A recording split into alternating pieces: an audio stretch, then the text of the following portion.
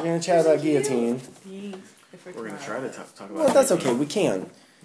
Bo, you really haven't played Guillotine? I really haven't. I'm surprised by that. I think That's it's too a good game. I like it. I think I haven't. No, I have played Guillotine. It's the one where you pick the nobles. Yeah. Right? Yeah. And I got the Marie Antoinette. Yes. What did you think of Guillotine? You didn't like it? No, I liked it, but I don't know. It goes under the guise of making you think that you're trying to do your own thing, but you're really just screwing over your friends. That's fair. Like a lot of games. Oh, that's right. She did play because that's when we had the whole thing with the Master Spy. And his thing. Bumping around. Yeah. I looked it up on Board Game Geek, and they were saying that you should have to keep him at the very end. And if you want to get him before the end, you have to kind of play without actions. That makes sense. Yeah, because he is the Master Spy. But then there are people who are saying, you know, the game's kind of cartoony and silly, so I like to think of a fumbling Master Spy who you can still get with actions. Right. So I think Wizards of the Coast, who makes the game, kind of made it. Their official ruling is that the Master Spy, not Master Thief, has to be got without the use of action cards. Interesting. Yeah. Do you really like Guillotine? I played do. it. It's fun. Yeah. That's fair. It's a good concept. I liked it. I think David introduced me to it, and we were doing. I think we did it at school a few times, like on lunch break, between classes. It's good for that. It's good for something to just squeeze in when you have a little break of time. Where are we classifying it? Because I was thinking it could definitely work as either front or back end, appetizer or dessert. It's very simple, so I would go more with the dessert. It feels like there's more strategy to it than Sleeping Queens. That's for sure. So it could pass for like a real light starter. Like but if you want to just doing real desserts light. based on Sleeping Queens, then everything is an appetizer. No, but that's fair. Is the simplest of games. That's fair. But I think I think it could go either way. But when I think about like a dessert, that's a nice sort of like we're gonna finish up game night. You know, definitely it could pass in there. But the appetizers as like let's start things off. It could still pass for that too. Definitely not. When I say dessert, I mean something that's not substantial at all. You can super eat light. A whole bunch of appetizers, and that's a meal. Oh, but you're gonna throw up. A dessert is more like a snack. It's fair. So Guillotine is more like a little snack, I think, because you can throw it in anywhere. There are some appetizer games where I don't think it would make for a good like lunch break type game. No, that's for sure. Which is kind of what I would see for Guillotine or Sleeping Queens. We couldn't do Pit for a break because it just takes. I mean, you spend a half an hour and you get. Yeah, you need a nap afterwards. Yeah. Like. Or you're just angry and you start shouting at everybody in the class. Exactly, when you go to the next class. Why are you so angry at me? I just played Pit, I'm sorry. Right, sorry. I was surprised that wasn't included in your guys' review. Like, what, the anger? Yeah. Did you read the discussion? I think it was in the discussion. I didn't read the discussion. You gotta no, read I just read the review. You gotta read the discussion and the review together. Right now. Okay. Because they really do, like, complement each other. Because the review is much more clean and formal. Right. Very straightforward. Danny's very on top of that shit. Like, you know, laying out, here's the game, and, you know, what you, sort of like what to expect when you're expecting, you know, generally. And then our sort of experience of it comes out in the discussion. Like, you know, my experience of Guillotine is that it's, you know, a super fun game that really is a good snack.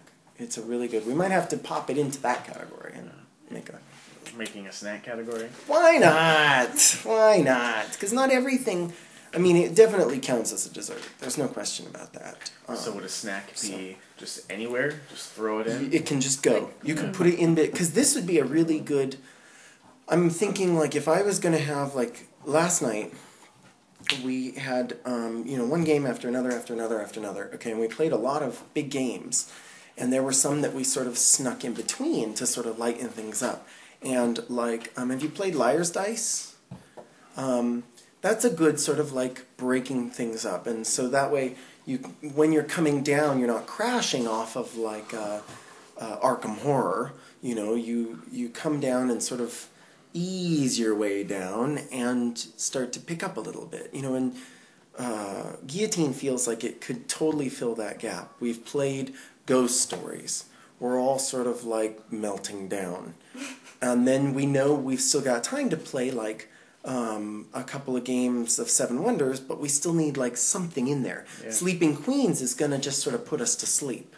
It's going to be good, but, you know, oh, Christ. End us. Exactly. You're going to coast down into nothing. But Guillotine you could play, you know, to just sort of like relax. You're still in workout mode, you know, cooking upstairs. Your brain's working. It's on. And it's really sort of like a little pack of gushers. It's like a little pack of gushers. Well, you guys keep talking about snacks, and that's well, all I can think about. That's the framework we're trying out for games, because everybody got like different things about games, right? Like you can put it this way or that way, and why not put it down as meals, you know, because that's sort of like how we set things up when we have a game night. We say, okay, we're going to do something to sort of warm us up, and, you know, so we have had whole nights of appetizers, and, you know, it's fine, but it's a really sort of like a once-in-a-while thing. Yeah. Don't want to do it all the time, because I'm like, where the fuck's my game? You know, I didn't even get to play a damn thing. So, your favorite part of Guillotine, Daniel? The best thing about it? Are those two different things? I don't know.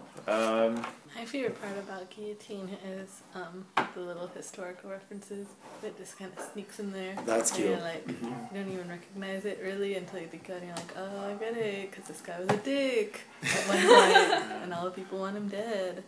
And then... I like that. Yeah. Like, let them eat cake to give you Marie Antoinette. I like that too.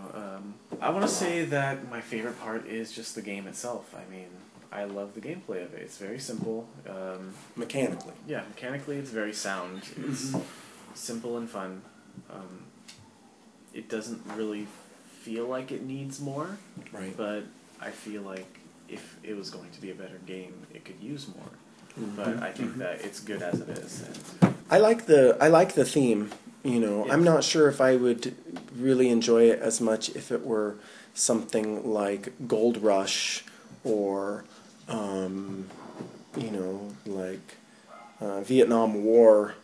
You know, themed. It's a clever idea. Most definitely, Guillotine works well because it is a French Revolution themed game. If it was just okay, you're going to behead these random people. If it's death row, collect the heads of these criminals, and some of them aren't really criminals. Yeah, so it'd be harder you lose to points buy. Because you killed an innocent man. Yeah, that's not a good game. No. That's just depressing. But this game, it has a very comical type feel to it, and I think that they understand that, and they make the game feel that way. Like the whole game feels that way. Yeah, sort of a send-up of the French Revolution and the what do they call that? Reign of Terror. Yeah. Robespierre's Reign of Terror. Yeah. I never said Robespierre. I'm in the middle of that right now. First Doctor, when they're back in the French Revolution. Ah, cool. Like one episode into it. I'm also in the middle of Daleks in Manhattan, so it's just sort of like beep, beep, beep, beep, beep, like this. Really a lot to say about Guillotine. It's a short game, and it's straightforward and simple. Easy. I think my favorite thing about it has to be the theme, but I think that I'll go with you. Gameplay it's unique too. Yeah. Good. Anything else we have to say? Bo, do you have any other comments on Guillotine? Have you played Guillotine, Brianna? I haven't. Oh, okay. Well, then I won't ask you for further comments. That's why What's I'm going your with favorite gushers. part of the game? I'm like, Guillotine sounds fun. Snacks, G. Gushers. I know a G snack. I know a G snack. Yeah. Well, that's fine. The only thing I didn't like was like how, I don't know, I just, as per usual, I feel that there should be more cards to help yourself rather than to hurt others. That's fair. But I think that's I fair. always feel that way, so it might just be me. What's the downside Riley, for you, go away. Danny? I don't want to play it with Bo because 'Cause you want to steal her shit, and she just wants to do her own thing. Because I want to win, and if I want to by win, screwing me over because I got everything by being good, and he's like, I don't like that. Screwed over. I was like, I didn't do anything to you, it's Danny. something that I can't play with everyone. That's fair. That's fair. That's what I'm gonna say. Because you're the least intense game player I know. Here, I think that's Okay, let me clean that. that's a fair one. so let things take it. Binks, get down. The only thing that gets to me about it, like as a downside, is just that if you lose somebody, there's not many ways of getting them back, and so you just gotta keep it on. But I feel like in Guillotine, it's clearly that's an American thing. Where you can see who's winning all the way through, We and want to it's. see who's winning. We care about winning. I mean, you can tell who's winning in most games when you count up points. Settlers, you can count up points. But everyone seems to be neck and neck. Yeah. Guillotine, you can pick up a couple of heavy guys pretty quick, and then just sort of railroad everybody. And So just Scarlet Pimpernel it.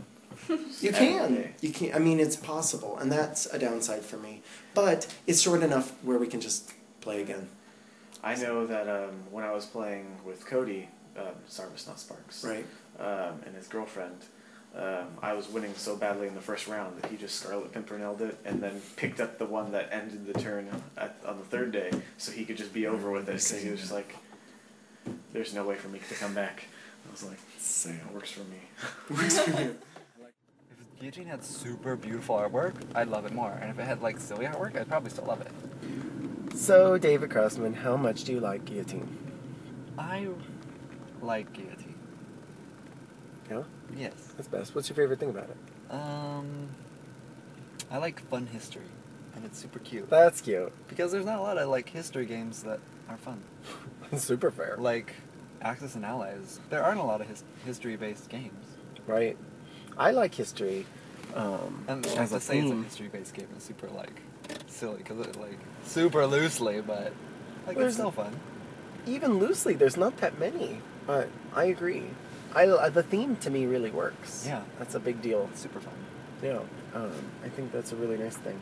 One of the things we had talked about that is really nice about it is, for me at least, that it makes a difference how short it is. You can just sort of let's just do it. It's a nice filler. And we've done that at school, which is nice. I did it with Ismail. We just played in the corridor. And It's super cute. it's a traveling game too, because Yeah. it's super easy to carry around. Whole game, I think. Yeah, if I had a purse, it would be in my purse, along with maybe 2 or 3 others. Just the little decks. It'd be super nice. You could potentially carry Guillotine as a deck of cards. Yeah. So that you wouldn't need a box with it. Roll it all up. Super easy.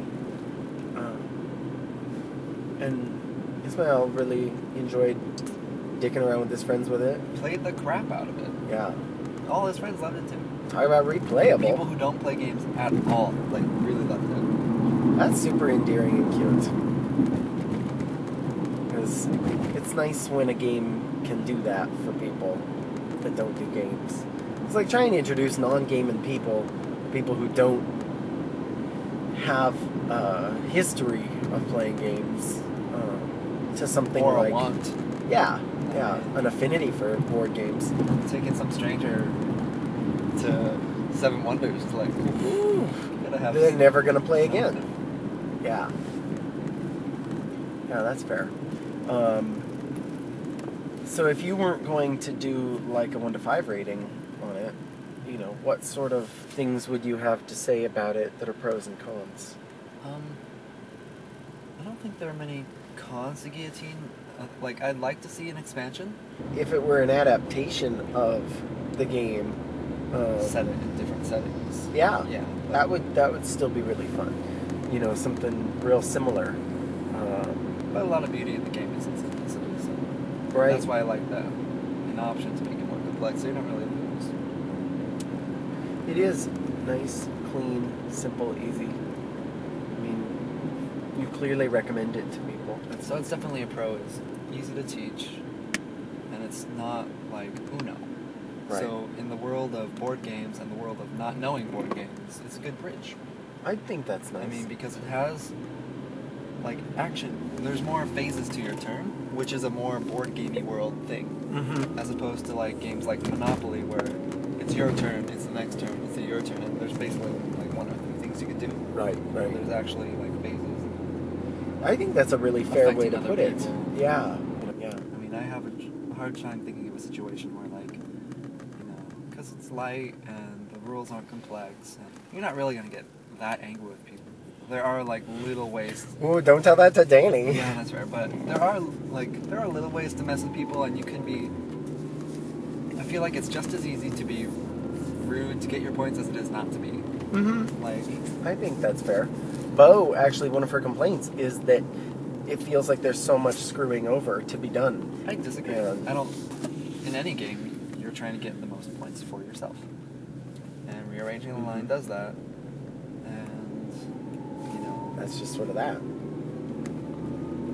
you can't play Monopoly without having hotels and shit Or- like that, or yeah. properties, or rent. Right. So you can't call that screwing other people over. Right. It's like how the game is played. Yeah, that's And, fair. and Guillotine without it would just be taking turns taking the top card.